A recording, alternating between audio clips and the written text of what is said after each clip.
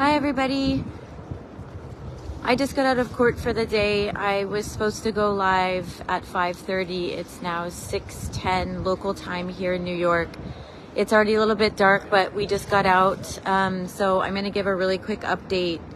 I'm going to talk about a couple of things. I'm going to talk about the recent anniversary that just happened in Honduras related to the commemoration of Berta Cáceres.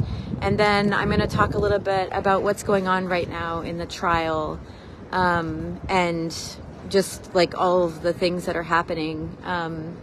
So I haven't had a chance really to sort of let the information, we've been in trial since 10 o'clock in the morning. And so I haven't really had a chance to let the information sink in. So I might be a little bit, it might be hard to talk about it, but I just wanted to start by talking a little bit about update number 9 that the Honduras Solidarity Network just put out as part of our campaign to put the US and Canada on trial for supporting the narco state in Honduras.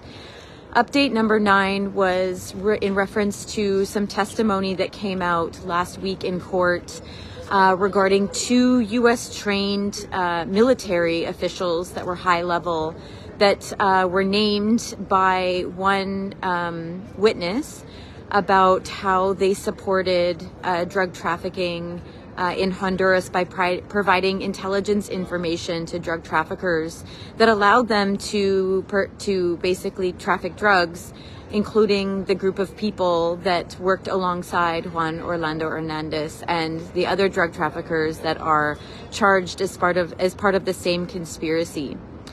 And so, you know, that sort of leads us to looking and examining the role that the U.S. military have played, the U.S. role or the U.S. has played in training over many years, dating all the way back to the 1980s, of individuals in the Honduran military that are still being implicated in human rights abuses, but also in drug trafficking. So, for example, there was 2 high-level Honduran military that were mentioned last week. One was a Colonel Mario Amaya. He's also known as El Tigre. And interesting enough, he was trained, he was part of Battalion 316 in the 1980s that was responsible for torturing, disappearing, and killing any enemies or anyone that was even remotely thought of as communist within the context of the Cold War in Central America. And he was also a General Colonel. Amaya was also implicated in the murder of environmentalist Jeanette Cawas, who was fighting for the protection of the environment and the protection of the national park on the north coast of Honduras. So I think it's really interesting the link that this particular update that we put out as part of the campaign has to the recent commemoration of the killing of Berta Cáceres in Honduras.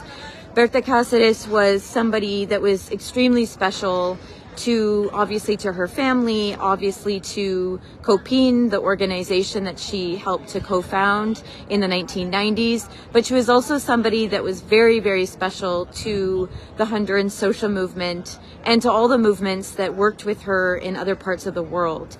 I started working with Berta Cáceres when I arrived to Honduras in 2009, and it became very clear what an important and special activist she was. Her ability to lead, her ability to analyze what was going on in the country, and the authority that she had on so many issues that are important for Honduras. She was also a fantastic organizer, almost an unprecedented organizer in Honduras because of the way that she was and the way that her experience, her knowledge, her political analysis, and her understanding of what was going on in Honduras linked to global issues. So I wanted to talk a little bit about her by using the Update 9 that we put out as part of the campaign recently this morning, because another military person that was mentioned in the trial, a Honduran military, was Julian Pacheco Tinoco, who was the Minister of Security of Honduras when Berta Cáceres was murdered. And although he has not been implicated in Berta Cáceres' murder like the other military that was mentioned, Mario Amaya, was linked to and has been known for a long time as being involved in the murder of the environmentalist Jeanette Caguas years ago, decades ago. Julian Pacheco Tinoco was the Minister of Security, and what he did when Berta was murdered, and this was through messages that were leaked to the press, was that he sort of undermined what Copin was saying, that Berta had been murdered by individuals that were linked to DESA, the dam company that Berta, along with the communities of Rio Blanco and Copin, were fighting against. They were trying to stop the construction of a hydroelectric dam in indigenous territory. So I think the messages that were leaked to the press in relation to Julian Pacheco Tinoco, who was mentioned as being really important in providing intelligence information to drug traffickers, including individuals that worked with the president that's on trial, Juan Orlando Hernandez, is that he actually was responsible for implementing the protection measures that Berta Cáceres was given for being at risk and for being an environmentalist land defender and activist in Honduras.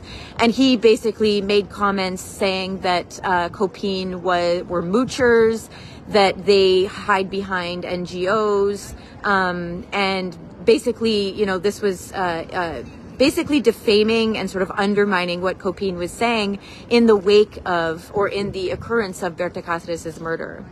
And so in many ways, the fact that this general, or General Julian Pacheco Tinoco didn't take the murder of Berta Cáceres seriously, for me, indicates once again just how much there was state complicity, not only in Berta Cáceres' murder, 8 years ago in her home, in La Esperanza and in Tibuca, but it also shows just how much he was involved in undermining a good investigation into her murder, including an investigation that would provide us with more information about the intellectual authors of Berta's murder. So in the context of this trial in New York, as there are, U.S.-trained Honduran military being mentioned, I'm here reflecting on the role, and this campaign is looking at the role of the U.S. and Canada. And one of the things that the U.S. and Canada, basically gained from supporting the narco state in Honduras was supporting a specific type of development model that people like Berta Cáceres, small farmers from the Iguan Valley, women, I said campesinos, and several other communities, environmentalists, land defenders, water defenders, they were fighting against this model. And this model was basically benefiting companies like DESA that Berta Cáceres were fighting against, and companies that were based in the US and Canada. And I named a lot of them, or put their logos on on our update number 8, which you can find at hondurasnow.org. So I'm talking about Aura Minerals, a Canadian mining company. I'm talking about Gildan Activewear, a Canadian textile company, Nucor Corporation, which is one of the largest steel company in the United States, that worked alongside a Honduran company that put water defenders in prison. And so, these are some of the political benefits that the US and Canada gained by supporting the narco state in Honduras, by supporting Juan Orlando Hernandez, and for ignoring all of the warning signs that many individuals and organizations, including the Honduras Solidarity Network and other solidarity organizations, were raising with our governments over many, many years, basically since the 2009 coup.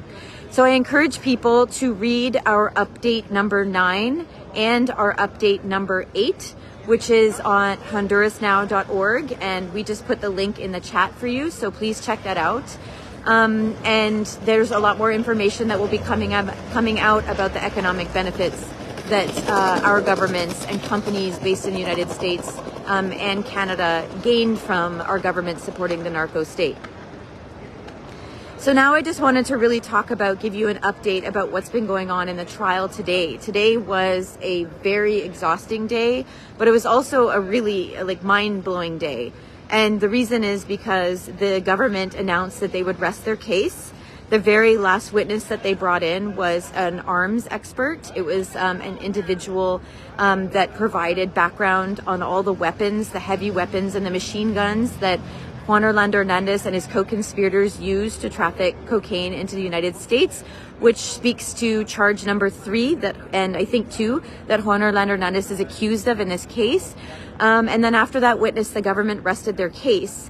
And now the defense, which is a very unusual thing, is now presenting their case. Normally, because the burden of proof is on the government to prove that Juan Orlando Hernandez is guilty, generally in the 2 other narco-trafficking cases involving Hondurans that I've been to, the defense has not presented any evidence. And in this case, the defense has announced that they will provide evidence and testimony and witnesses. And today, the defense called their first witness, which was a high-level military general in Honduras. And this military general basically was testifying today, and I'll post summaries later, which you can find on HondurasNow.org. I still haven't everything that was mentioned still hasn't sunk in yet for me, but I think of note as I was sitting there listening to this, Honduran military official is that it reminds me how much the U.S. military have worked so closely with the Honduran military over so many years, and that it's sort of this unspoken rule or unspoken knowledge in Honduras that the Honduran military has so much power, and partially because of the very close relationship they maintain with the U.S. Southcom, the Southern Command of the U.S. military, and also the U.S. military. And so I think for me, as I was listening to this Honduran military official testify, I was thinking about how the U.S. has always maintained very close relationships with the Honduran military, to the point of that I think that it really sheltered Juan Orlando Hernandez, or kept Juan Orlando Hernandez safe, and made him feel like he could get away with a lot of the things that he got away with for so many years, including trafficking drugs. But not only that, but killing protesters in the street, which we know the Honduran military did a lot, and that the Honduran military, including in the case of Berta Cáceres, have been involved in killing land defenders and repressing people that speak out against the regime or against the post-coup regimes. And so as this Honduran military was on the stand today, I was thinking, if you look at update number 9 on the Honduras Solidarity Network's campaign, you'll see that the U.S. government has known for so many years that Honduran military officials have been involved in human rights abuses dating back to the Battalion 316. Also that Julian Pacheco Tinoco has been involved in drug trafficking, and yet the U.S. has not touched any of the Honduran military officials partially because they're such close allies with the U.S. military and the U.S. government. And so as this U.S. Honduran military official was testifying and, making statements about how the fact that he never saw Juan Orlando Hernandez trafficking drugs, I was thinking about, what if the U.S. military started to actually hold the Honduran military, their great partners in this war on drugs, accountable for all the abuses that they've committed over so many years? So I'm going to post summaries of that testimony with that Honduran military general. I think it's important to note that this trial is coming to a close pretty soon. It's expected to end on Wednesday, according to the discussions that happened today in the trial, which was why I was late getting on this live today. But also the defense, Juan Orlando Hernandez's defense, plans on calling 2 more military generals who are expected to testify tomorrow. So it'll be very interesting to hear what they say, particularly because many people in Honduras know how much Ho was insulated, protected by the Honduran military, including the fact that the Honduran military never said anything when Ho ran for an illegal second term in office. So I think that there's going to be very interesting conversations and cross-examinations tomorrow in court. Please watch out for our summaries on their daily trial summaries that we're posting on HondurasNow.org. And please read today's update on HondurasNow.org as well. Update number 9, which talks about the role of U.S. training to Honduran military, as well as update number 8 about the benefits that U.S. and Canadian companies receive by supporting the narco state. Thank you so much for joining me tonight, and I'm sure I'll go live again within the next couple of days.